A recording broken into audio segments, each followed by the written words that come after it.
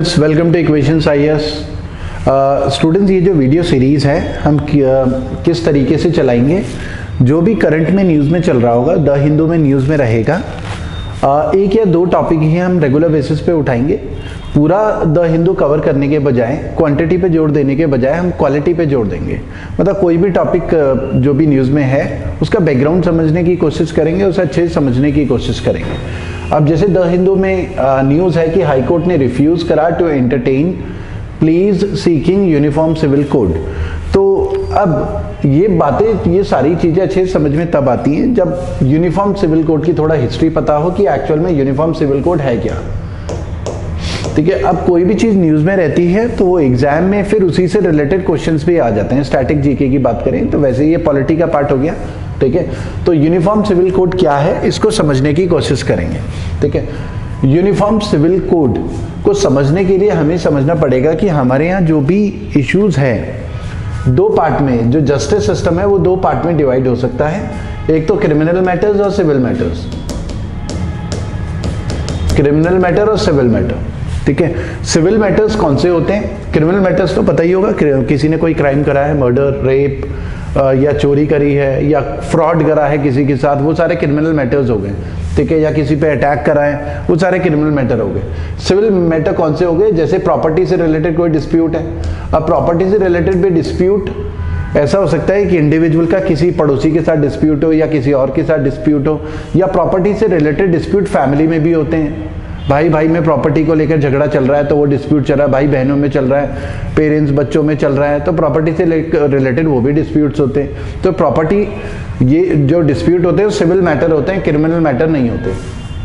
ठीक है, तो प्रॉपर्टी में इनहेरिटेंस भी आ गया। एक तो इनहेरिटेंस, ठीक है, एक तो नॉर्मल अड़ोसी पड़ोसी या किसी के साथ डिस्प्यूट हो, इनहेरिटेंस। ठीक है, मतलब इनहेरिटेंस का मतलब है कि जो हमारे बाद हमारे बच्चों को प्रॉपर्टी किसको मिलेगी, पेरेंट्स की डेथ के बाद कैसे बटेगी, वो हो गया। मैरिज और डिवोर्स भी आ जाता है, फैमिली मैटर्स होते हैं, marriage and divorce, marriage and divorce. ठीक है, वो सारे सिविल मैटर में आते हैं, मैरिज एंड डिवोर्स। ठीक है, या एडॉप्शन, बच्चों को एडॉप्ट करना। ठीक है, ये सारे, या फैमिली मैटर्स हो गए, कोई भी फैमिली डिस्प्यूट होते हैं, फैमिली मैटर्स अलग अलग तरीके के। ठीक है, तो ये सारे के सारे सिविल मामले होते हैं जिसमें किसी को जेल नहीं होती, बस फैसला किसी ना किसी के फेवर में कि भाई डिवोर्स होगा कि नहीं होगा, कितना कंपनसेशन मिलेगा, या प्रॉपर्टी इसको मिलेगी या इसकी प्रॉपर्टी है जिसका भी क्लेम है। ठीक है, हमारे इंडिया में अगर हम बात करें सिविल, हमारे इंडिया में जो क्रिमिनल कोड है वो यूनिफॉर्म है, uniform for all groups community, मतलब अलग अलग, चाहे रिलीजन हो, किसी भी कास्ट के हों या कोई ट्राइबल हो, सबके लिए यूनिफॉर्म है। मतलब अगर कोई मर्डर करता है सेक्शन 302 लगेगा। ठीक है, जैसे आईपीसी है और सीआरपीसी है। ठीक है, आईपीसी 1973 और आईपीसी 1860। तो ये क्रिमिनल कोड सबके लिए कॉमन है कि अगर कोई मर्डर करता है, ठीक है, तो सेक्शन 302 लगेगा, चाहे वो किसी भी रिलीजन का हो, किसी भी कास्ट का हो, किसी भी जेंडर का हो। ठीक है, मतलब हिंदू हो, मुस्लिम हो, अगर उसने मर्डर किया तो एक इंडिविजुअल की तरह ट्रीट किया जा रहा है। मतलब यूनिफॉर्म सिविल कोड है इंडिया में।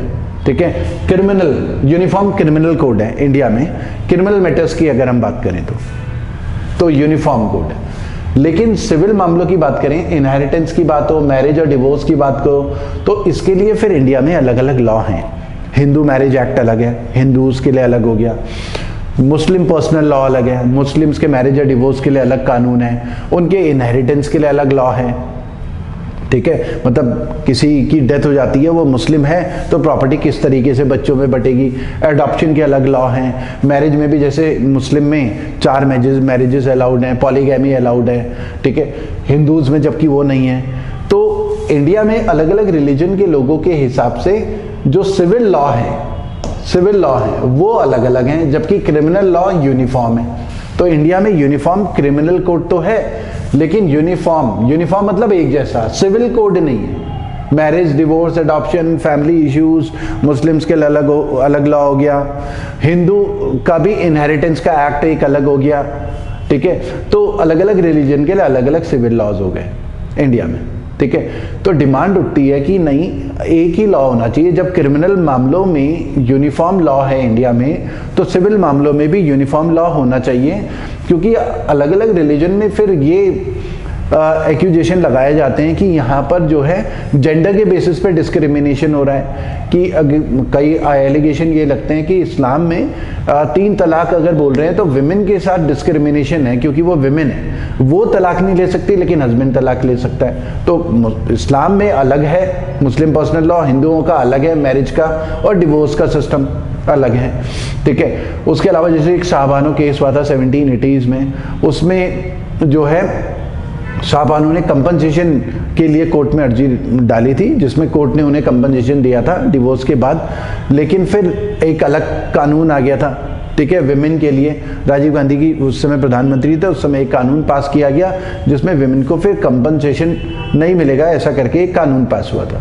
तो हमारे यहाँ फिर अलग से वो हो जाता है। तो कंट्रोवर्सी यही होती है कि बहुत सारे लोग ऐसे हैं, एक्सपर्ट्स ये कहते हैं कि एक यूनिफॉर्म जब सिविल लॉ होगा, एक जैसा कानून होगा सबके लिए, तो फिर सोसाइटी में जो डिस्क्रिमिनेशन होता है वो भी खत्म होगा, जेंडर के बेसिस पे किसी के साथ कुछ गलत होता है तो वो भी खत्म होगा, और जो हिंदूज और मुस्लिम के बीच में जो एक खाई टाइप की एक डिवीजन हो जाता है कि हमारे लिए अलग कानून है, तो एक सेपरेटिज्म की थोड़ा फीलिंग आ जाती है कि हम अलग हैं, तो वो वाली फीलिंग भी थोड़ा सा खत्म होगी। तो ये एक मतलब डिबेट का इशू रहता है, ठीक है। तो यूनिफॉर्म सिविल कोड क्या करता है इंडिया में, चाहे मैरिज हो, डिवोर्स हो, एडॉप्शन हो, इनहेरिटेंस हो, फैमिली मैटर्स हो, सबके लिए एक यूनिफॉर्म सिविल कोड लाने की बात करता है। प्रेजेंट सिचुएशन क्या है उसको समझें। अगर हम प्रेजेंट सिचुएशन में इंडिया में केवल गोवा एक ऐसा स्टेट है जहां पर यूसीसी लागू है, यूनिफॉर्म सिविल कोड। वहां पर चाहे क्रिमिनल मैटर्स में तो पूरे इंडिया में के लिए यूनिफॉर्म कोड है, लेकिन सिविल मामलों में गोवा में ही यूनिफॉर्म सिविल कोड लागू है, और उत्तराखंड की सरकार भी बात कर रही है कि हम जल्दी ही यूनिफॉर्म सिविल कोड लागू कर देंगे, ठीक है। अब अगर हम बात करें कि आर्ग्यूमेंट्स फेवर में क्या है, यूनिफॉर्म सिविल कोड के फेवर में, यूनिफॉर्म सिविल कोड के फेवर में एक तो आर्ग्यूमेंट ये है कि ये सेकुलरिज्म को प्रमोट करेगा,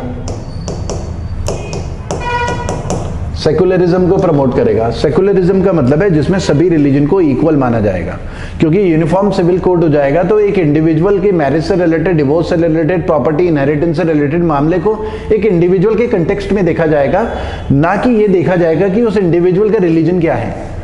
और सेकुलरिज्म में क्या होता है कि सभी रिलीजन को इक्वल रिस्पेक्ट देना, वो मैटर कर रहा होता है। तो पहला आर्ग्यूमेंट फेवर में ये बोला जाता है कि सेकुलरिज्म को प्रमोट करेगा, और ये नेशनल इंटीग्रिटी को भी प्रमोट करेगा, नेशनल इंटीग्रिटी,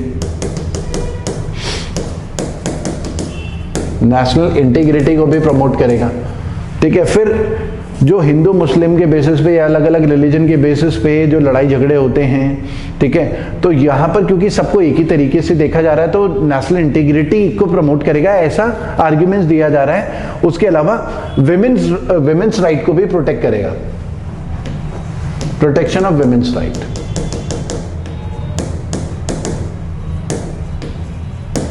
मतलब यूनिफॉर्म सिविल कोड बनेगा जिसमें मेन और विमेन को इक्वल देखा जाएगा, विमेन को भी उतने ही राइट होंगे किसी के साथ मैरिज या डिवोर्स लेने के जैसे मेन को राइट्स दिए गए हैं, तो सेम होंगे। तो क्योंकि कुछ रिलीजन में ये आरोप लगाते हैं कि वहां पर विमेन को इक्वल राइट नहीं दिए गए हैं, जेंडर डिस्क्रिमिनेशन होता है, तो एक तो इसमें ये होगा।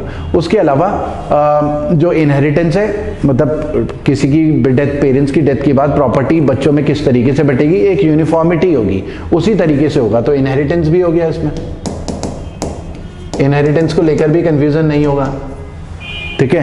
प्रॉपर्टी के डिस्प्यूट को लेकर इक्वालिटी बिफोर लॉ हो जाएगा, और यूनिफॉर्म लीगल सिस्टम हो जाएगा।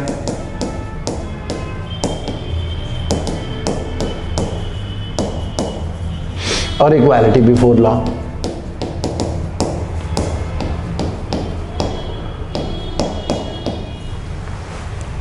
ठीक है, इक्वालिटी बिफोर लॉ, ये सारी चीज़ें हो जाएंगी। ठीक है, तो ये सारे आर्ग्यूमेंट दिए जाते हैं इसके फेवर में। ठीक है, और इससे हिंदू मुस्लिम डिवाइड जो है वो भी खत्म होगा।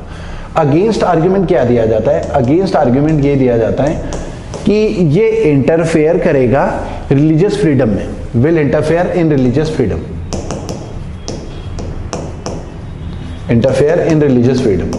अच्छा, जो भी स्टूडेंट्स हमारे चैनल में न्यू है, हमारे चैनल को सब्सक्राइब जरूर करें, और जिन लोगों ने हमारे चैनल को लाइक नहीं करा है, लाइक भी करें, वीडियो को लाइक करें। उसके अलावा बेल आइकन को प्रेस कर लें ताकि कोई भी हम वीडियो इन्फॉर्मेटिव डालें तो आप तक नोटिफिकेशन चला जाए। ठीक है, थोड़े लाइक्स वगैरह आप करते रहेंगे तो एक मोटिवेशन मिलता है हमें। ठीक है, और हम आपके लिए और भी वीडियोस लेकर आएंगे इन्फॉर्मेटिव।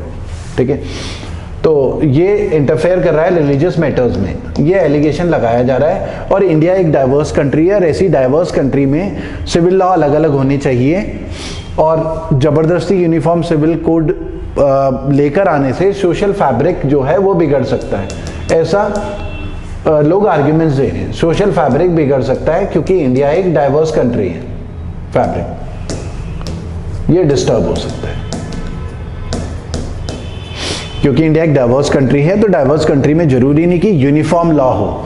तो यहाँ पर रिलीजियस फ्रीडम को लेकर भी बात हो रही है कि सरकार को ऐसा नहीं करना चाहिए, अलग अलग रिलीजन में अलग अलग प्रैक्टिसेस हैं, तो सरकार को सिविल मामलों में एक जैसा कानून नहीं बनाना चाहिए। तो ये आर्ग्यूमेंट इसके अगेंस्ट देखे जा रहे हैं, और ऐसा भी कहा जा रहा है कि नहीं, ये तो मुस्लिम्स को ज़्यादा टारगेट किया जा रहा है। तो यूनिफॉर्म सिविल कोड में बहुत सारे लोग आर्ग्यूमेंट कर रहे हैं कि ये मुस्लिम्स को टारगेट करने के लिए ही सरकार ऐसा कर रही है। ठीक है, तो अब वे फॉरवर्ड क्या होगा? यूनिफॉर्म सिविल कोड आ जाएगा तो सबका मैरिज के रजिस्ट्रेशन का प्रोसेस सेम होगा। ठीक है, डिवोर्स का प्रोसेस भी सेम होगा, वो 3 तलाक जैसे है तो वो सब खत्म हो जाएगा। ठीक है, कि कोई भी रिलीजन हो, डिवोर्स का प्रोसेस भी सेम होगा, मैरिज का प्रोसेस भी सेम होगा, रजिस्ट्रेशन करवाना होगा, इनहेरिटेंस सबके लिए सेम हो जाएगा। पॉलीगैमी बंद हो जाएगा कि कोई एक से ज़्यादा मैरिजेस जो करते हैं, जैसे इस्लाम में अलाउड होता है, तो वो बंद हो जाएगा, पॉलीगैमी बंद हो जाएगा। जैसे स्पेशल मैरिज एक्ट है, अलग अलग रिलीजन के लोग जो हैं, जब अलग अलग रिलीजन के लोगों को इंटर रिलीजियस मैरिजेस होती हैं तो उसके लिए हमारे देश में स्पेशल मैरिज एक्ट है, कोर्ट मैरिज होती हैं, तो उसके लिए अलग कानून बना हुआ है। तो वो वाला जो सिस्टम है वो भी हट जाएगा क्योंकि यूनिफॉर्म तरीका आ जाएगा। तो बहुत सारे लोग इसके फेवर में भी आर्ग्यूमेंट दे रहे हैं, अगेंस्ट में फेवर में ज़्यादा आर्ग्यूमेंट दे रहे हैं, और अगेंस्ट थोड़े से कम आर्ग्यूमेंट हो रहे हैं। बट मुस्लिम कम्युनिटी जो है वो अपोज कर रही है इसको लेकर कि हमारे रिलीजियस मैटर में ये इंटरफेरेंस हो रहा है। और अगर हम बात करें यूनिफॉर्म सिविल कोड कॉन्स्टिट्यूशन में कहां पर बात करी है, तो यूनिफॉर्म सिविल कोड हमारे कॉन्स्टिट्यूशन में आर्टिकल 44 में लिखा गया है, DPSP, directive principles of state policy. Directive principle state policy fundamental in governance होता है, ये जस्टिसिएबल नहीं होते, फंडामेंटल इन गवर्नेंस। इसका मतलब है डीपीएसपी जो है हमारे कॉन्स्टिट्यूशन में आर्टिकल 36 से 51 की अगर हम बात करें, फंडामेंटल इन गवर्नेंस का मतलब है ये कोर्ट के थ्रू इंप्लीमेंट नहीं किए जा सकते। ये एक डायरेक्शंस होती हैं सरकार के लिए कि आप कोई भी पॉलिसी बनाओ, कोई भी कानून बनाओ। तो ये जो आर्टिकल 36 से 51 लिखे गए हैं हमारे कॉन्स्टिट्यूशन में, इन सारी बातों को अपने माइंड में रखें। ठीक है, अगर अभी इंप्लीमेंट नहीं कर पा रहे हो, ये कानून नहीं बना पा रहे हो इन आर्टिकल में लिखी गई चीजों पे, तो बाद में बनाएं, लेकिन माइंड में रखें कि हाँ करना है। या प्रेजेंट में पॉलिसी बना रहे हैं तो माइंड में रख के पॉलिसी बनाएं, वो डीपीएसपी में लिखा गया है। तो आर्टिकल 44 में यूनिफॉर्म सिविल कोड की भी बात करी गई है। ठीक है, और उस समय बी आर अम्बेडकर ने भी कहा था कि जेंडर जस्टिस के लिए या सोसाइटी में जो डिस्क्रिमिनेशन होता है उन इश्यूज को रिजॉल्व करने के लिए जरूरी है कि यूनिफॉर्म सिविल कोड लागू किया जाए। और उस टाइम पे सर्कमस्टांसेस, जब कॉन्स्टिट्यूशन लागू हुआ उस समय के सर्कमस्टांसेस ऐसे नहीं थे कि यूनिफॉर्म सिविल कोड तुरंत लागू किया जा सके, तो डीपीएसपी में रख दिया गया कि फ्यूचर में कभी माहौल ऐसा बनता है तब यूनिफॉर्म सिविल कोड हमारे देश में लागू किया जाए। ठीक है, तो आर्टिकल 44 में डीपीएसपी में ऐसा लिखा गया है। बी आर अम्बेडकर भी यूनिफॉर्म सिविल कोड के फेवर में रहे हैं, उन्होंने इसके फेवर में अपने स्टेटमेंट्स दिए हैं। ठीक है, तो ये हमने डिस्कस करा यूनिफॉर्म सिविल कोड। आपको बस ये ध्यान रखना है कि प्रेजेंट में केवल गोवा में ये एप्लीकेबल है यूनिफॉर्म सिविल कोड, और उत्तराखंड की सरकार भी कह रही है, और मोदी सरकार भी बात कर रही है यूनिफॉर्म सिविल कोड की। तो आज के वीडियो में इतना ही करते हैं स्टूडेंट्स, थैंक यू।